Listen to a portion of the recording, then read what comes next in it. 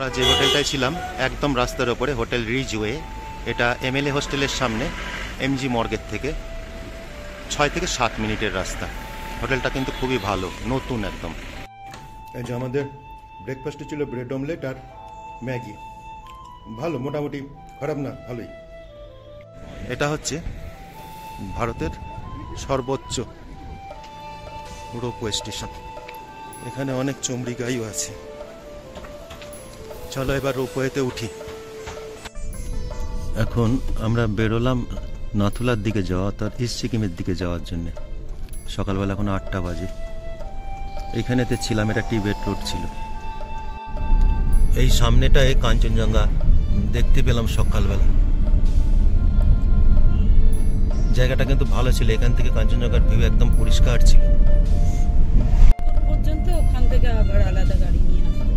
এটা হচ্ছে বাজরা taxi stand, এখান থেকে এই সমস্ত গাড়ি ছাড়ে।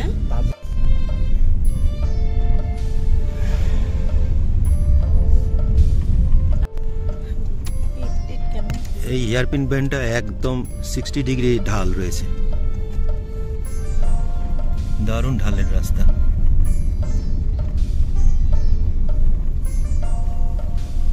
পুরো 60 ডিগ্রি, হেয়ারপিন ব্যান্ডও 90 ডিগ্রি করে রয়েছে।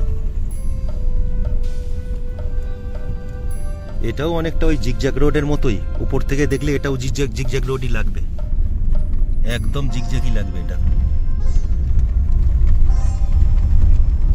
পুরো জিগজ্যাগ রোড। এটারও স্কাই ভিউতে পুরো জিগজ্যাগই লাগবে। দারুণ উঁচু, একদম সুন্দর জায়গাটা। উপর থেকে অনেকটাই নিচে চলে আসলাম 6টা ব্যান্ডে। এই যে রাস্তাটা দিয়ে উপরে টিবেট রোড থেকে নামলাম, এর পেছনের রাস্তাটা হচ্ছে হেলিপ্যাডের দিকে যাচ্ছে, আর যেটা দিয়ে আমরা যাচ্ছি এটা ইন্দিরা গান্ধী বাইপাস রোড। এটাতে ট্রাফিক কম থাকে, সকালের দিকে মর্নিং স্কুলের জন্য টাউনের মধ্যে ট্রাফিক বেশি থাকে। এই রাস্তাটা একদমই ট্রাফিক কম, কিন্তু রাস্তাটা খুব অ্যাডভেঞ্চারাস, প্রচুর হেয়ারপিন ব্যান্ড আছে। আমরা গ্যাংটক থেকে বেরোলাম, ইস্ট সিকিম টোটালটা সার্কিটটা কমপ্লিট করব সিল্ক রুটের। প্রথম আমরা ঝাঙ্গু লেক যাব আর কি। আমরা বেরোনোর কথা ছিল আমাদের 7:30টার সময়, 1 ঘন্টা লেটে 8:30টার সময় বেরিয়েছি। ডিস্ট্রিক্ট কোর্ট স্ট্যান্ডে আমাদের গাড়িটা ছিল, রাখা ছিল। এটা বোলেরো গাড়ি, ওপরে পার্কিং নেই বলে, তা আমরা 8:30টার সময় রওনা হয়েছি।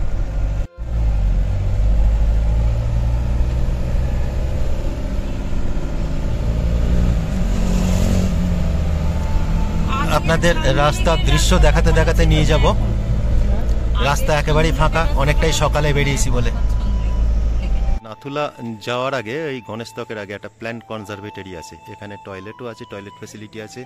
আর ওপরে আপনারা যদি কনজারভেটরিটা দেখতে চান তাহলে অবশ্যই এসে ভিজিট করতে পারেন। এই যে আমাদের গাড়িটা দাঁড় করানো রয়েছে, এই ওপরটা প্ল্যান্ট কনজারভেটরি রয়েছে, এই ওপরটাতে। বাবা মন্দির যাওয়ার পথে যে চেকপোস্ট আছে, সেখানে পারমিটটাকে মেলাতে হবে। আমাদের এখনো নাথুলার পারমিট এসে পৌঁছায়নি, সিল্ক রুটের পারমিটটা পৌঁছে গেছে। ওখানে গিয়ে আবার অপেক্ষা করতে হবে পারমিটটা পাওয়ার জন্য। এখনো পারমিট এসে পৌঁছায়নি বলে এই জায়গাটাতে দাঁড়াতে হলো। ওই যে সামনে যে বাড়িটা রয়েছে ওটা হচ্ছে চেকপোস্ট, চেকপোস্টের আগে দাঁড়াতে হলো, নাথুলার পারমিট এখনো এসে পৌঁছায়নি বলে। এই জায়গা থেকে নিচে যে শহরটা দেখা যাচ্ছে খুব সুন্দর লাগছে, প্রচুর নিচে। আজকে কিন্তু আবহাওয়া পরিষ্কার নয়, আর এখান থেকে উপরে আবছা কাঞ্চনজঙ্ঘা দেখতে পাওয়া যাচ্ছে, আবছা। আমরা এখন 3rd মাইল চেকপোস্ট ক্রস করলাম, অফিসিয়ালি সিল্ক রুটে প্রবেশ করলাম। এই যে নাথুলা পাস ঝাঙ্গু লেক যাওয়ার যে রাস্তাটা আছে, এটা মোটামুটি 35 কিলোমিটার রাস্তা আছে। 35 কিলোমিটার রাস্তা গ্যাংটকে 5,500 মিটার হাইট থেকে 12,200 মিটার হাইট পর্যন্ত। এই 35 কিলোমিটার রাস্তার মধ্যে এই হাই ডিস্টেন্সটা ক্রস করছে, হাইটটা ক্রস করছে, যার ফলে হয় কি খুব দ্রুত হাইট গেইন হয় এবং রাস্তাটাও খুব উঁচু নিচু থাকে, মানে ক্রমশই হাইট গেইন হয়। এখানে কিছু মানুষের শ্বাসকষ্টের প্রবলেম হতে পারে, কারণ হাই অ্যালটিটিউডের জন্য। এই যে এখানে ল্যান্ডস্লাইড হয়েছিল, ধস আছে, এখানে ল্যান্ডস্লাইড হয়েছিল। এখানকার দৃশ্যটা এইরকম আছে মোটামুটি। স্লাইট সকালবেলা স্লাইট ফগি ওয়েদার রয়েছে, এখন 9টা মতো বাজে। ঠান্ডা, এত ঠান্ডা লাগছে। আর আমার কাছে কিন্তু নর্থ সিকিমের থেকে ইস্ট সিকিমের এই রাস্তাটা সৌন্দর্য অনেক বেশি। আমি আগেও যখন এসেছি তখনও আমার কাছে বেশি ভালো লেগেছিল, এখনও কিন্তু বেশি ভালোই লাগে। আমার কাছে কিন্তু এই জায়গাকার সৌন্দর্যটা নর্থ সিকিমের থেকে অনেক বেশি। নর্থ সিকিমে যেতে গেলে হয়তো অনেকগুলো ঝর্ণা পড়ে, এখানে হয়তো সেরকমভাবে ঝর্ণা পড়ে না, কিন্তু রাস্তার প্রাকৃতিক সৌন্দর্যটা অনেক বেশি। পাহাড়ে যখন আসবেন তখন রাস্তার ধারে এরকম সাদা প্রেয়ার ফ্ল্যাগ দেখতে পাওয়া যাবে। এগুলো কেন লাগানো হয় সেটা আমি বলছি। কোনো লামা যদি মারা যায় তাহলে তার স্মৃতির উদ্দেশ্যে এরকম 108টা করে ফ্ল্যাগ লাগাতে হয়। এই জন্যেই পাহাড়ের রাস্তার ধারে এই ফ্ল্যাগগুলোকে লাগানো থাকে। রাস্তাটা এখন ক্রমশ নিচ থেকে ওপর দিকে উঠতে থাকবে, আর এর সৌন্দর্য এরকমভাবেই বাড়তে থাকবে। আমি রাস্তার মোটামুটি পুরো দৃশ্যই আপনাদের সাথে শেয়ার করে নেব। আস্তে আস্তে ক্রমশ ওপর দিকে উঠতে থাকবে, যে কিরকমভাবে একটার পর একটা রাস্তার লেয়ার বাড়ছে। এখান থেকে গিয়ে এর ওপরে দাঁড়তে হবে, তার উপরে এরকমভাবে ক্রমশ ওপর দিকে চড়তে হবে। খুব অল্প রাস্তার মধ্যে হাইটটা বাড়বে, সেই জন্যে রাস্তা ক্রমশই উঁচুর দিকে উঠবে।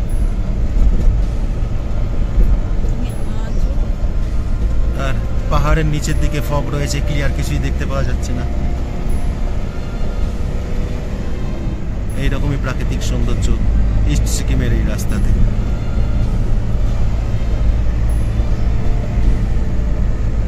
একদম ভরপুর প্রাকৃতিক সৌন্দর্য। প্রকৃতিকে কাছ থেকে দেখতে গেলে এই সব ধরনের জায়গাগুলোতে আসতে হয়।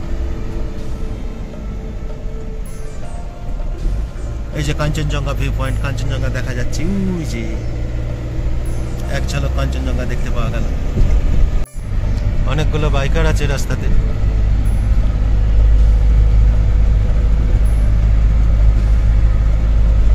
শুধু প্রাকৃতিক সৌন্দর্য দেখতে দেখতে যেতে হবে।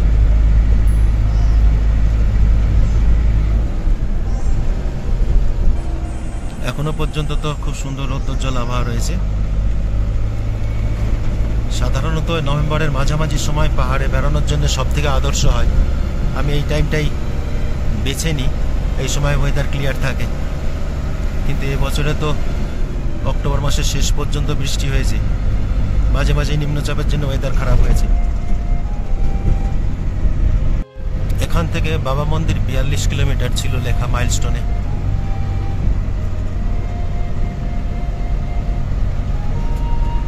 নিচের দিকটাতে ফগি রয়েছে, তো নিচের দিকটা পরিষ্কার দেখা যাচ্ছে না, কিন্তু ওপর দিকটা পরিষ্কার রয়েছে, নিচের দিকটাই দেখতে পাওয়া যাচ্ছে না। এখন আমরা 9 মাইল ক্রস করে গেলাম।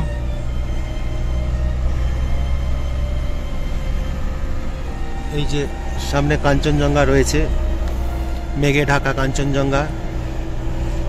এখান থেকে কাঞ্চনজঙ্ঘা মোটামুটি খুব সুন্দরই দেখতে পাওয়া যায়, কিন্তু সম্পূর্ণটাই মেঘে ঢাকা রয়েছে, পুরোটা মেঘে ঢাকা কাঞ্চনজঙ্ঘা।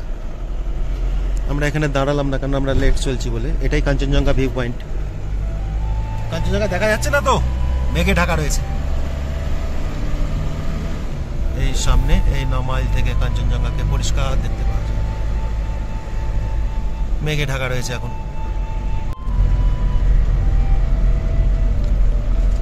আমি শুধু রাস্তার দৃশ্যগুলো দেখাচ্ছি, নিজে কম কথা বলছি। এই যে মাইলস্টোন রয়েছে,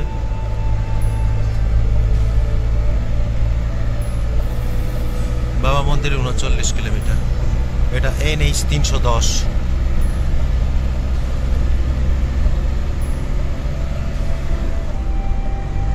NH 310 দিয়ে যাচ্ছে।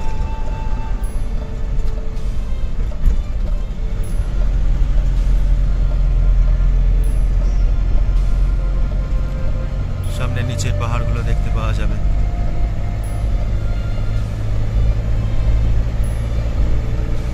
ওয়েদার পুরো ক্লিয়ার নেই, সামান্য ফগি রয়েছে। এইসব জায়গাকার সৌন্দর্যই একটা অন্য রকমের। এখন কিন্তু প্রায় 7000 ফুটের ওপরে চলে আসা হয়ে গেছে মনে হয়। 5.5 থেকে শুরু করেছিলাম, কিন্তু ঠান্ডা একটুও বাড়েনি, ঠান্ডা কমই আছে।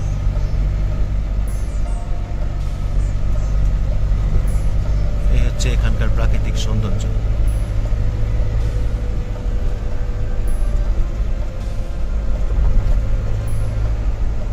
ওই যে পাশ দিয়ে রাস্তা দিয়ে গাড়িগুলো যাচ্ছে, ছোট্ট ছোট্ট দেশলাই খোলার মতো।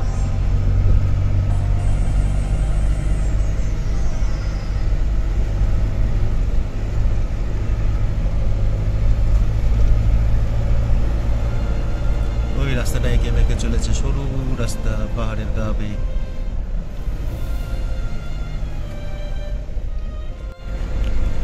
পাহাড়ের পাকদণ্ডি বেয়ে এখন শুধুই ওপরের দিকে উঠে চলা, আর এপাশে নিচের গ্রামগুলো দেখতে পাওয়া যাচ্ছে।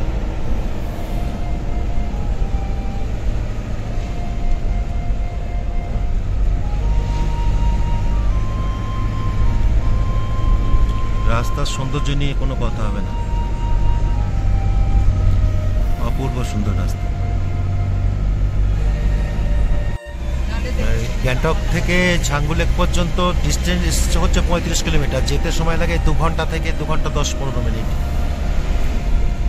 আমরা তো ভিডিও বানাই ওই খুব বেশি হলে পারে আধ ঘন্টার, তাহলে ওই আধ ঘন্টাতে তো সম্পূর্ণ রাস্তার সৌন্দর্যকে কভার করা সম্ভব নয়। নিজে চোখে দেখলে পারে তবে বোঝা যাবে এখানকার প্রাকৃতিক সৌন্দর্য কতটা অসামান্য।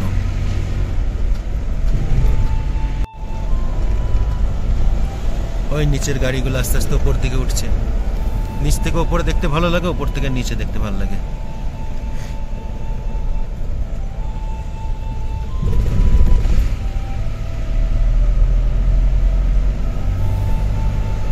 এইরকম হচ্ছে প্রাকৃতিক সৌন্দর্য রাস্তার।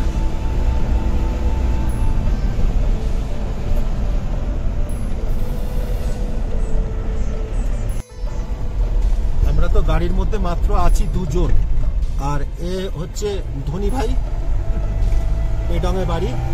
ও পুরো দায়িত্ব নিয়ে নিয়েছে সুন্দরভাবে ঘোরানোর জন্য। একটা বোলেরো গাড়িতে আমরা 2 জন আছি, পর গাড়িটা ফাঁকা। একটু তোমার ফোন নাম্বারটা বলে দাও ফটাস করে গাড়ি চালাতে চালাতে। 8670919932। আর ধনী ভাই ওর ফোন নাম্বার বলে দিয়েছে, যদি আপনাদের কারো প্রয়োজন পড়ে ফোন নাম্বারে কিন্তু অবশ্যই কল করে নেবেন। ও কিন্তু খুব ভালো ছেলে, আমার সাথে রয়েছে, আমার কিন্তু খুবই ভালো লেগেছে, খুবই ভালো ছেলে।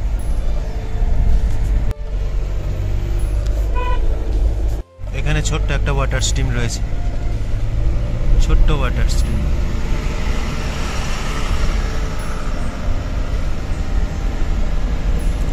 আমরা আজকে ইস্ট সিকিমের পুরো সার্কিটটা কমপ্লিট করব। আমাদের আজকে স্টে থাকবে জুলুকে, ছাগো, নাথাং, নাথুলা পাস হয়ে আমাদের স্টে হবে আজকে জুলুকে।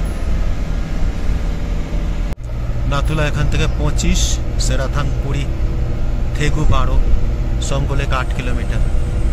মানে আর 20-25 মিনিটের মধ্যে সমগোলেক পৌঁছে যাব। রাস্তাটা কিভাবে ওপরে উঠে গেছে, ওই ওপরে উঠে গেছে।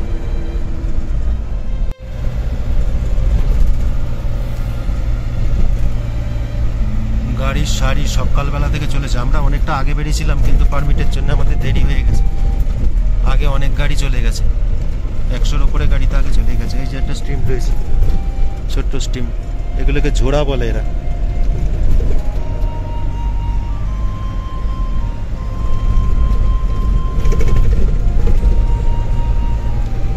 যত উপরে উঠছে তত প্রাকৃতিক সৌন্দর্য বাড়ছে।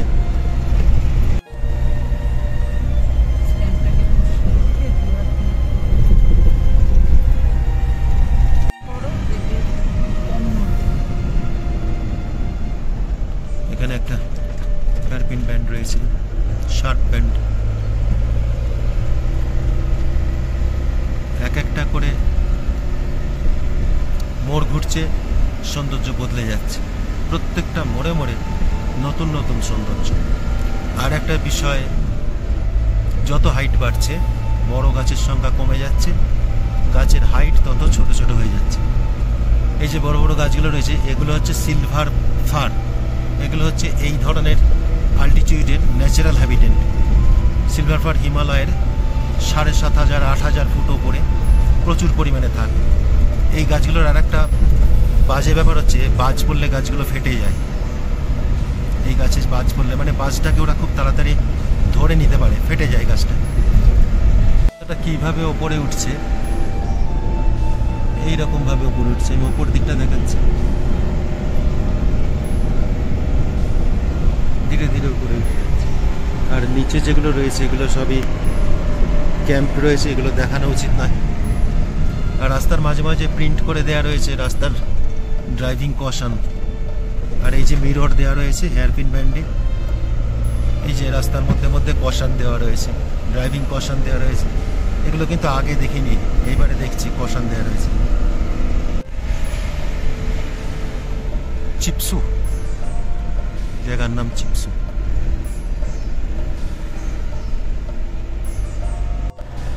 একটা চমড়ি গাই নিয়ে গেল, চমড়ি গাই।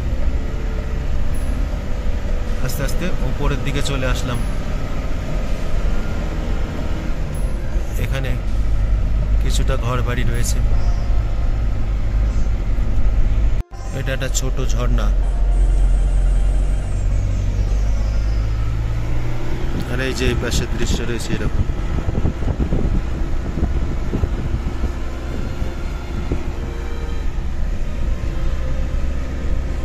সমগো শপিং কমপ্লেক্স, এইখানেতে 12,000 ফুটের ওপরে শপিং কমপ্লেক্স।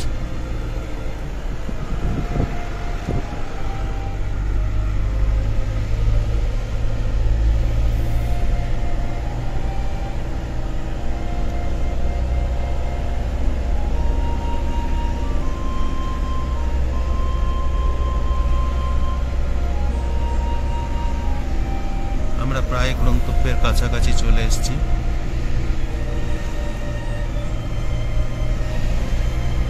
এই যে রোপওয়ে, এইখান থেকে রোপওয়ে উঠবো, আমাদের গন্তব্যের কাছে চলে এসছে। এটা হচ্ছে ভারতের সর্বাধিক উচ্চ এবং পৃথিবীর দ্বিতীয় উচ্চতম রোপওয়ে। এখন আমরা রোপওয়ে চড়ব। এটা হচ্ছে ভারতের সর্বোচ্চ রোপওয়ে স্টেশন। এখানে অনেক চমড়ি গাইও আছে। চলো এবার রোপওয়েতে উঠি। এটা হচ্ছে ওই রোপওয়ে রাইডের কাউন্টার। এখান থেকে রোপওয়ে রাইড করতে হবে, ফুল লেক ভিউ ওপর থেকে পাওয়া যাবে। রোপওয়ে রাইডের জন্য এখান দিয়ে কাউন্টার রয়েছে। এই যে লেক, এই যে লেক, ওপরে কাউন্টার, এখান দিয়ে টিকিট কাটবো। এখানে রয়েছে ভিউ পয়েন্ট, এখানে ঠান্ডা হাওয়া আছে। এখানে রয়েছে ভিউ পয়েন্ট, ভিউ পয়েন্টটা একবার দেখিয়ে নিই। এই হচ্ছে ভিউ পয়েন্ট। এখান থেকে রাস্তাটা এরকম দেখতে পাওয়া যায়। টিকিট কাটবো।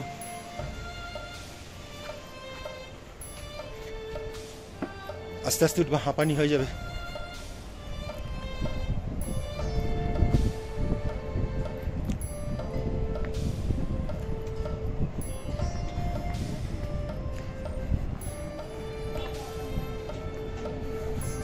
আস্তে আস্তে তো নিঃশ্বাস নিতে অসুবিধা হবে।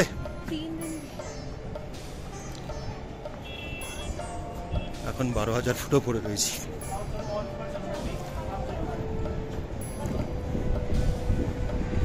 এই হচ্ছে রোপওয়ে কাউন্টার, 360 টাকা টিকিট। এইটা হচ্ছে ওই রোপওয়ে রাইডের কাউন্টার। এখান থেকে রোপওয়ে রাইড করতে হবে, ফুল লেক ভিউ ওপর থেকে পাওয়া যাবে। রোপওয়ে রাইডের জন্য এখান দিয়ে কাউন্টার রয়েছে। এই যে লেক, এই যে লেক, ওপরে কাউন্টার, এখান দিয়ে টিকিট কাটবো। এখানে রয়েছে ভিউ পয়েন্ট, এখানে ঠান্ডা হাওয়া আছে। এখানে রয়েছে ভিউ পয়েন্ট, ভিউ পয়েন্টটা একবার দেখিয়ে নিই। এই হচ্ছে ভিউ পয়েন্ট। এখান থেকে রাস্তাটা এরকম দেখতে পাওয়া যায়। টিকিট কাটবো।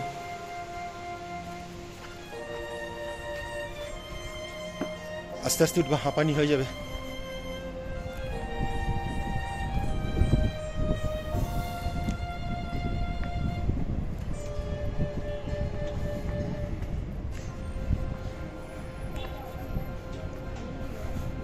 আস্তে আস্তে একটু নিঃশ্বাস নিতে অসুবিধা হবে।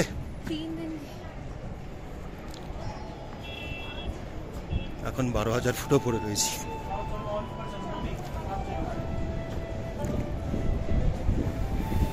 এই হচ্ছে রোপওয়ে কাউন্টার, 360 টাকা টিকিট। এটা হচ্ছে রোপওয়ে স্টেশন, আমরা এখান থেকে উঠবো। 360 টাকা করে টিকিট নিয়েছে রোপওয়ে। এখানে ওয়েট করার জন্যে। এই যে হচ্ছে টিকিটটা, টিকিট দুজনের 360 টাকা আছে। টিকিট আমি উল্টো ধরেছি, দুজনের 360 টাকা আছে। এখান থেকে ছাঙ্গু বা সমগো লেকের এইরকম ভিউ আছে। ওই নিচে আমাদের গাড়িটা পার্ক করা রয়েছে, নিচে গাড়ি পার্ক করা রয়েছে। এখন কিন্তু ঠান্ডা বেড়ে গেছে, অনেকটাই বেড়ে গেছে ঠান্ডা।